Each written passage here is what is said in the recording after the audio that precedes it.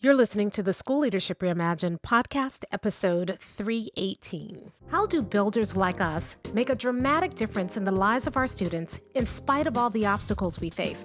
How do you keep your vision for your school from being held hostage by resistant teachers, uncooperative parents, ridiculous district policies, or a lack of time, money, or resources?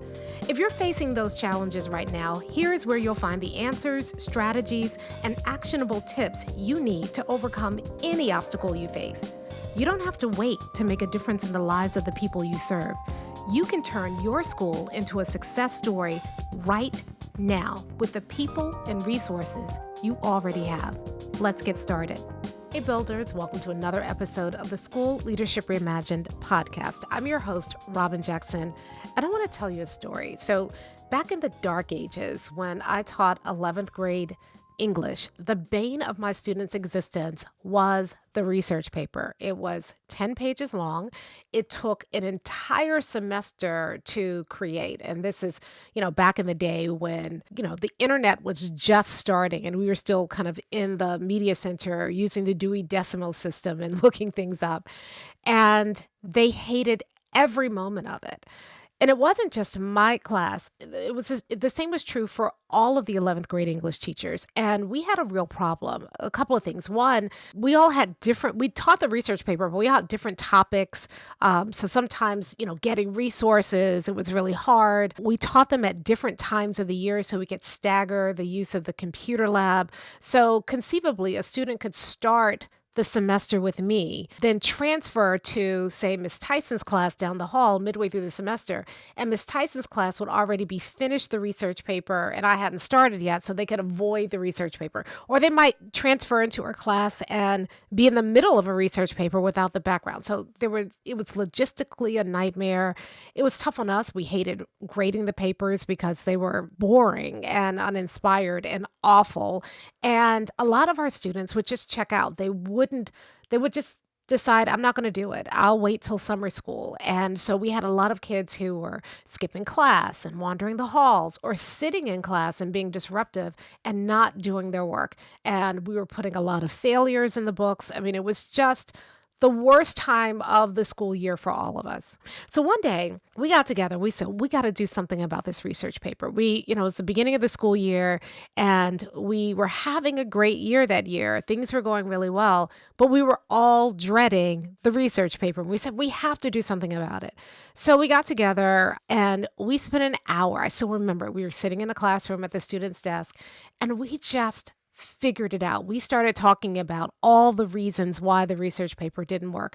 And then we just started solving the problems. Now, the changes, I don't need to go into the details about all the changes we made, but the changes we did make, the results were remarkable. So as a result of that one conversation where we kind of revamped how we did the research paper and we all got on the same page around it, a couple of things happened. Number one, the research paper season, instead of being just this awful slog, it built this solidarity amongst all the 11th graders. We were all going through it together. And we revamped the process so students weren't struggling as much with the paper itself. We got more students who completed the paper. We got significantly more students who not only completed the paper, but passed the research paper, so we weren't putting failing grades in the grade book. We got a significant reduction in students who were kind of just opting out and skipping. And then the next year we got together and we revamped it even more until we got 100% completion rate on the research paper and 100% pass rate on the research paper. I know, unheard of. And it all happened because we got together as a group of teachers. We looked at the situation and we solved the problem. Now, that wasn't an official PLC. We weren't following an official PLC protocol. There wasn't an agenda and a facilitator and a note taker. There wasn't a report that we had to fill out and turn into our principal. It was just a group of teachers who saw an instructional problem and decided to get together and collaborate around solving it. And then when we solved it, we saw a significant difference in our students. That's the original intent of PLCs. That is what PLCs are supposed to do. But somewhere along the way, we've lost the plot. And PLCs stopped being about solving problems and started being about checking boxes and for meeting district requirements. And so today I want to talk to us about how we got here and how we can find our way back, how we can get back to the original intent of PLCs because they matter, because they're important, and because they can make a significant difference. So I'm not sure what happened. I remember sitting in an auditorium when Rick Dufour was still the principal of Adelaide Stevenson, and he visited our district and shared with us this cool little thing that he was doing in his school called PLCs, Professional Learning Communities, and the difference that it was making in instruction. And I remember sitting there and hearing that as a teacher and thinking, that would be so cool. I would love to collaborate with my colleagues because back in the day, in the wild, wild west of teaching, you kind of closed your door and did what you wanted to do. There weren't necessarily standards in the same way that we have nowadays. You had a curriculum, and I remember when they were trying to tighten up the curriculum and make it about standards, and how different that felt than the way that before we could just kind of teach, so I wanted that opportunity to collaborate. I loved the structure and the rhythm of it. And so it was an intriguing idea. And over the years, when I became an administrator, PLCs it was still early. It was still about the process. People were struggling in some cases to create that kind of collaborative culture in their schools. And so as a result, districts started mandating PLCs. Districts started creating just this huge mountain of materials around PLCs. PLCs started having this rigid agenda. And then because of that, it started resulting in this surface level compliance. And instead of teachers collaborating, they're just kind of going through the motions. And instead of administrators being a part of that collaboration, they're there with checklists monitoring the PLCs. In fact, you stopped being a collaborator and a co-creator with your teachers in PLCs. And for many of you, you became the PLC police. And you were just spending all of your time chasing, checking, and correcting what was happening in those PLC meetings and really disappointed about what you had. And then the district didn't help. I know the district was trying to be helpful by providing all these PLC materials and protocols and facilitation guides, but we were just drowning in all this materials and it felt like compliance. And then there was all of this pressure for accountability. And somewhere along the way, we lost the plot. We lost what the purpose was for PLCs. And we traded problem solving and collaboration for paperwork and compliance. And even though we had great intentions around the PLCs, they're just not working. And I talk to principals all the time who say, I really want to get my PLCs together. They believe in PLCs, but they work really hard doing all the things that they were taught to do around PLCs, and the PLCs still don't work. And so you may be feeling that way too. You may be feeling like, look, I'm running the meetings, I'm following the process. I don't see results. Teachers hate it. It's like pulling teeth. When I go in and I check PLC meetings, I don't see any real collaboration, and the problem is this. You've been handed somebody else's model. You've been handed somebody else's process. And you're following that process and it's not working for you because you weren't a part of creating that process and you're trying to do what they say, but it's not designed for real problem solving. The process is not designed to help you solve the problems you're trying to solve. And so even though you're doing your best, it's no wonder PLCs aren't working the way you want it to, because in many ways, this modern iteration of what we call PLCs is so far away from the original intention that the modern interpretation, often the district mandated PLCs that you've been handed, are more about accountability and compliance than they are about helping you achieve your 100% vision for your students. And so you may be at this point feeling like the PLC meetings feel pointless. And even if you don't feel that way, your teachers probably do, unfortunately. And they're disengaged and you feel stuck between the district expectations and your own kind of dreams for what PLCs can be and what your staff actually needs. And somewhere in the middle of that is your vision. And your vision is just getting kind of lost in all of that. And so the PLCs almost feel like a thing that's taking away from your ability to pursue your vision rather than a tool that is designed to help you get to your vision faster, right?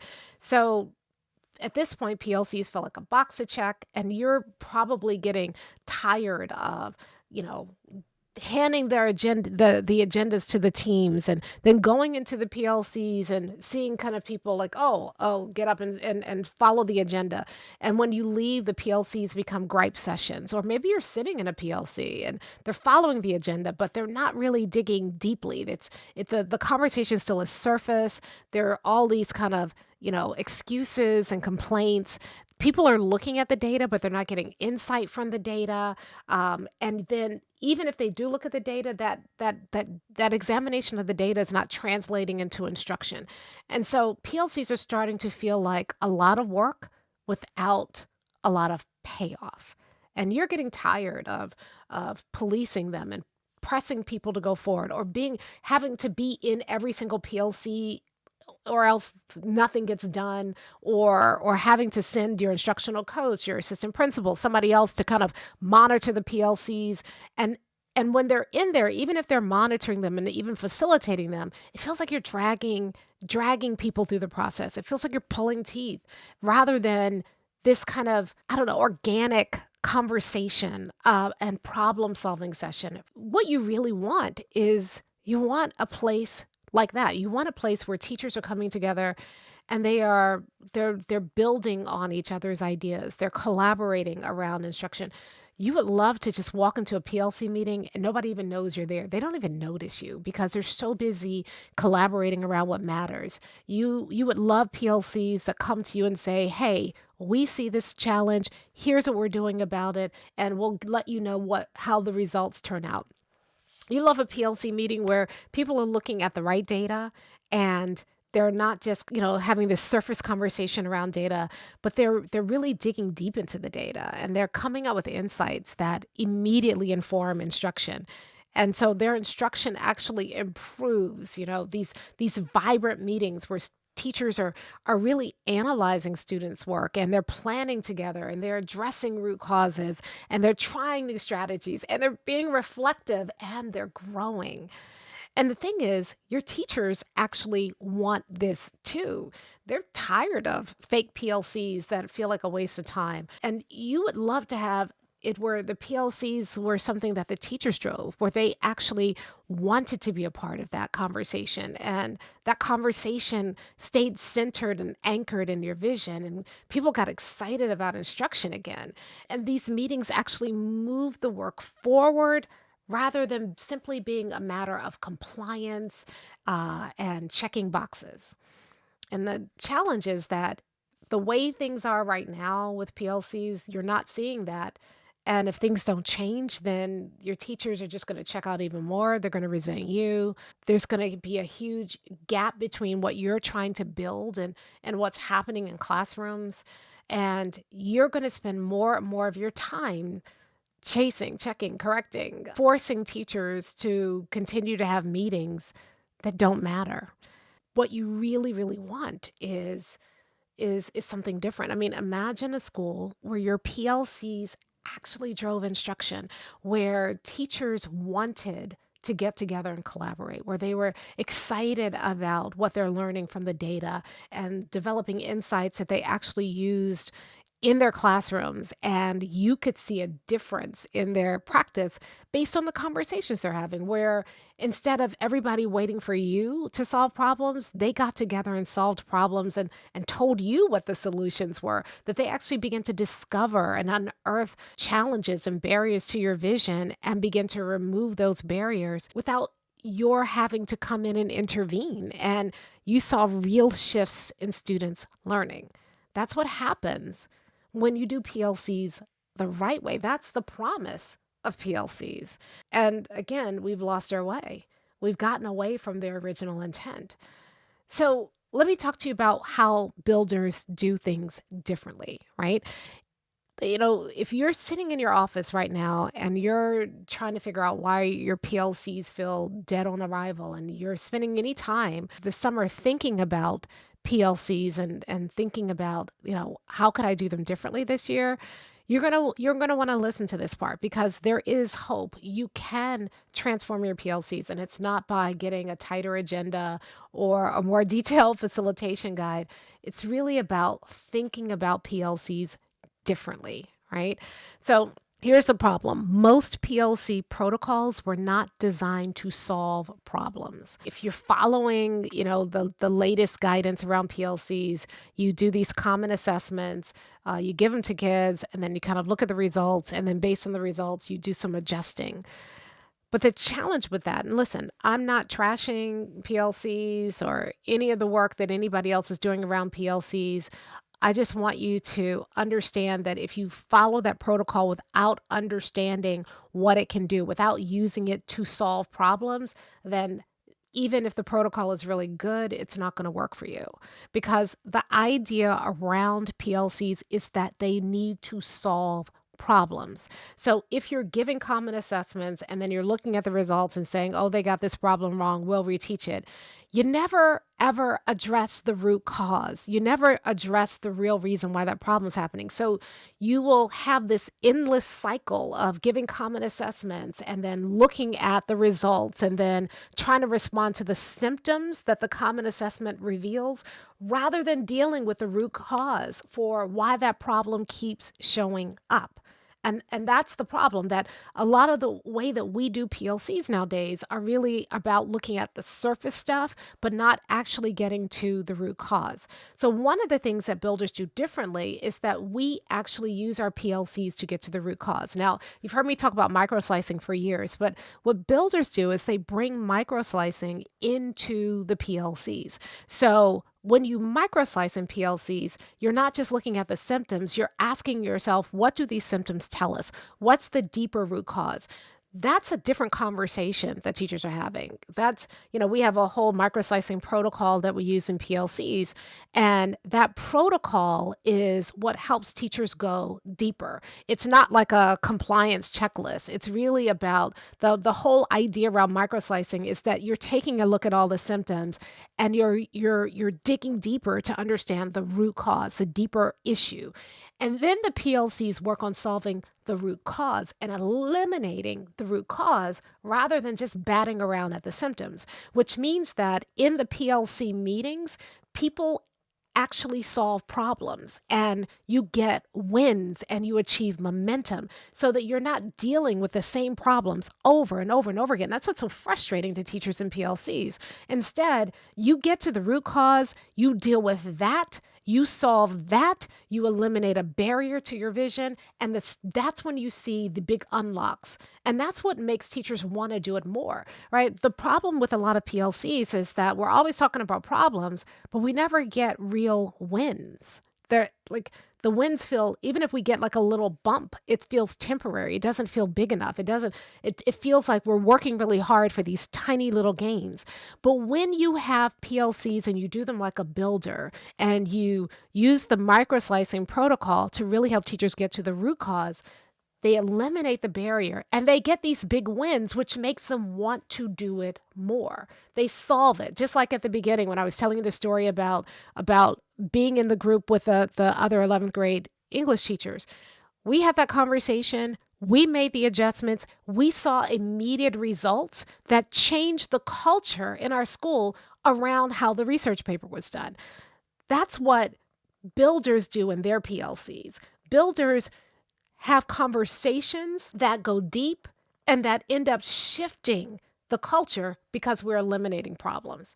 The second thing that builders do is that when builders are talking about problems, we're not just, again, talking about the symptoms, and we're trying to understand the problem and root it in our vision, right? Because not every problem needs to be solved.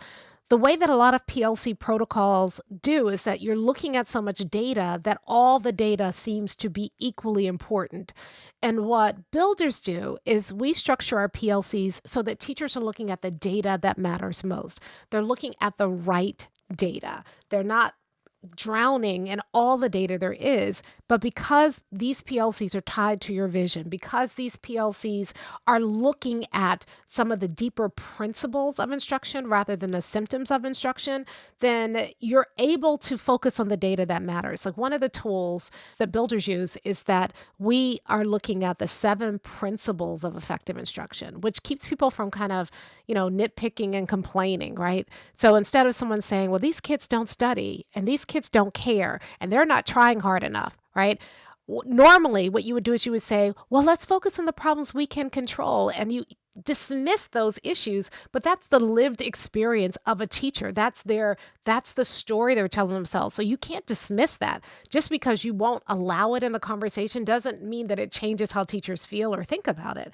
What builders do is we can take those symptoms and contextualize it into a bigger principle. Is the reason they don't care, they seem to not care, or that they're checked out, or they're not trying hard enough, or they want to be spoon-fed? Is the reason because we're not starting where they are and they don't see the relevance? Is the reason that they're feeling that way because we're not clear about where they're going, so it's hard for them to care? Is it that they need more support along the way, that we need to move the support upstream more? And so you can take those complaints, contextualize them in one of the 7 principles of effective instruction, and then the conversation changes. So we have this really cool tool. I just finished because we're going to do it in a training night, but it's this tool that helps take common classroom problems and it contextualizes them by principle so that when those complaints come up, teachers can look at this tool and say, okay, so what principle does that indicate? And now you're having a conversation about the principle, which helps you get to the root cause and helps you solve it rather than dismissing those complaints as if by dismissing them, they go away. You can actually solve those issues. And so that keeps the PLC focused. Most PLC protocols ignore those deeper issues. That's not something I can see in the test. So let's focus on this. And as a result, you stay stuck at the symptom level and you never solve it at the deeper level, right? So instead of pouring your energy into a process that doesn't give you what you want, builders have dismantled the process, and we've kept the original intent of PLCs, but we've upgraded it to make it designed to deal with the modern issues that we're facing in school, to help us to go deeper and deal with root causes instead of wasting time on symptoms, to help us eliminate problems rather than kicking the can down the road, solving them for today, but knowing those problems are going to show up again next year or next month, right? What builders do is we haven't gotten rid of the parts of the PLCs that work, but instead we've rethought how we do PLCs to make them more meaningful. So imagine this. Instead of teachers sitting around and complaining or brushing those complaints aside, you're actually letting them complain, but dealing with the root cause of those complaints so that we can eliminate the source of those complaints. Rather than teachers sitting aside and just kind of looking at data randomly, we are helping teachers focus on the data that matters. We're still looking at student work. We're still looking at test scores. But here's another thing. A lot of PLCs require common assessments. And I have no problem against common assessments, but they may not be feasible in every situation. So what builders do is we are not looking at having the same test. We are having teachers focus on teaching the same standards. So think about this. In a builder's PLC, where the teachers are saying, okay, now we're all going to be teaching this standard. One teacher might teach it one way, one teacher might assess it another way, a third teacher might do it their way, but we're still bringing the work and we're comparing the work. Now imagine what happens when you do that. We're looking at the work and seeing, first of all, is everything we're designing designed to help students master the standard? So now teachers can have some autonomy in how they teach, but they're holding each other accountable for making sure that it's designed to help kids get to the same standard. And then when they bring the work and we're looking at the work that's being produced in different classrooms, teachers are learning from each other. You taught it this way. Your students seem to have gotten it. I taught it this way. My kids didn't get it. So tell me more about what you did. Maybe I'll do that next time. So it's creating true collaboration rather than enforcing fake conformity. And That's one of the things I love about how builders do PLCs. The process is much more organic. The process is not only designed to help students get better, it's designed to help teachers get better. And it also honors the professionalism of the teachers. And that's why you don't have to sit there and enforce them in the same way. Because when you create the right environment and you give teachers the right tools to set them up for success, guess what? They're more successful. And so we have to stop, ramming PLCs down teachers' throats and start creating environments where teachers can come together and truly embody what PLCs were meant to be in the first place. So you've heard by now, we're doing a masterclass around PLCs. And it's going to be, if you're listening to this podcast in real time, it's happening today. And we still have a few spots left if you want to grab them. If you are a member of BU or the 100% Collective, this is a part of your membership. You just need to get the link we send you and go ahead and register. But if you are not a member of BU or the Collective and you would like to get the access to, we're going to give you the microslicing protocols. We're going to give you the classroom challenges by principal tool. We're going to give you how you can, the whole process for how you can reboot PLCs. So if you've been doing them and there's a lot of cynicism in your building around PLCs, we're going to give you the communication pack to talk to people about how you're going to do PLCs differently. All the emails you need to send, the slide deck you need to do for the staff meeting, everything you need to reboot your PLCs to your staff. We're going to have, there's a playbook about how to do this process and make sure that it happens. We're going to give you the first 3 meetings so you can see what those first 3 meetings need to look like so they can build people's confidence. Everything you need, including a rubric, so that as you are giving teachers feedback, it's not about going around and checking off checklists for PLCs. We're going to give you a rubric that you're going to sit down and work through with teachers so that they know what an effective PLC looks like. And then when you're going in and evaluating PLCs, the rubric is designed to give them feedback rather than just, yes, no, you didn't do it right. And so the rubric creates meaningful conversations around PLCs to help you upgrade your PLCs. All of those, it's pretty extensive. It's good. So there's still time. If you can't make it tonight for any reason, you'll get 14 days to watch the replay. So we'll send you the replay and you can watch the replay and get all the tools for that. So all you need to do is go to buildershipuniversity.com/masterclass. Now, here's the thing that I want to kind of leave you with on today's podcast. PLCs are great. They are powerful. They are they're a structure that allows your teachers to really be a part of building your 100% vision. They allow your teachers to learn from each other. They allow your teachers to be meaningfully involved in solving problems and eliminating barriers so that your students can reach the vision. And they are a powerful way for your teachers to grow, to collaborate, to learn from each other. But we got to do them differently because the way that we've been doing PLCs has been more focused on compliance and checking boxes and policing people than it has been on building a culture where teachers collaborate around solving challenges and helping students reach your 100% vision. But just because PLCs have been ruined doesn't mean that they can't work. But you are going to have to do things differently. So if you are not using PLCs, I hope that after hearing this today, you'll consider that as something that you can implement this coming school year, because when done right, they are so powerful and it could create conversations and create and empower your teachers in ways that nothing else can. Now, if you've already been trying to do PLCs, but your PLCs are falling flat, they're not working, they're creating resentment, your teachers hate them, they're just going through the motions, or you've got uneven implementation. Some teams are really making them work and other teams are not making them work, then that's a sign that the process you are using, the process you've been handed, isn't working. but this podcast should give you hope because there is a process you can use that will work. And so whether you've never used PLCs before and you're PLC curious, I want to encourage you to do it. Set them up the right way from the very beginning so you don't have those issues.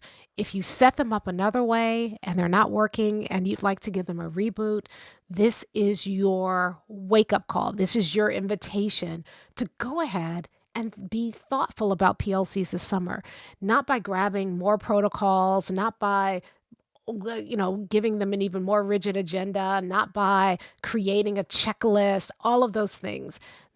Those things are not going to fix a broken process.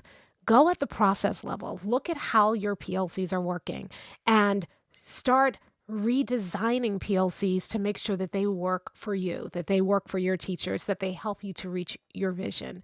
Because when you do PLCs the right way, you shift your culture. You make everybody owners of your vision.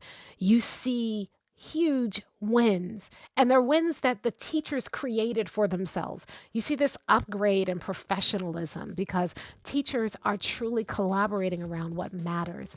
Everybody gets better when you have PLCs and you do them like a builder. I'll talk to you next time. Hey, if you're ready to get started being a builder right away, then I want to invite you to join us at Buildership University. It's our exclusive online community for builders just like you, where you'll be able to get the exact training that you need to turn your school into a success story right now with the people and resources you already have.